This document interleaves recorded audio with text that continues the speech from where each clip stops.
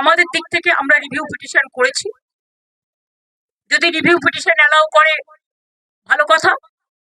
আমরা চাইবো, আমাদের আইনজীবীরা চাইবেন তাদের মতো যাতে ওদের চাকরি থাকে, কিন্তু সেখানে কোর্ট যদি কোনো ডিসিশন নেয় তাহলে আমি বলতে পারি না যে আমি মানবো না, কারণ কোর্টের ডিসিশন মানতে আমরা বাধ্য। কিন্তু সেক্ষেত্রে এখনো পর্যন্ত কারো মাইনে বন্ধ হয়নি, এমনকি গ্রুপ সি গ্রুপ টি যারা টাকা পাবে না তাদের জন্য একটা স্কিম করে টাকা দেওয়া হচ্ছে। যারা উস্কাচ্ছে তারাই কিন্তু মামলাটা করেছে ওদের বিরুদ্ধে। চাকরিগুলো কিন্তু আমাদের জন্য যায়নি। যারা চাকরি খেয়েছে তারাই যদি আজকে নাটের গুরুরা যদি আজকে তাদের স্বার্থ রক্ষার গুরু হয়ে যায়, সেখানে আমার আপত্তি আছে।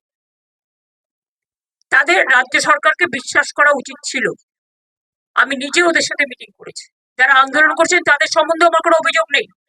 আমার অভিযোগ একটাই, কাউকে আটকে রাখা জোর করে চায় না, রাস্তা অবরোধ করে মানুষের ক্ষতি করা যায় না, এটা কারো কাজ নয়। এবং এতে বাইরের লোকেরা আছে, টিচারের সংখ্যা কম, বাইরের লোকের সংখ্যা বেশি।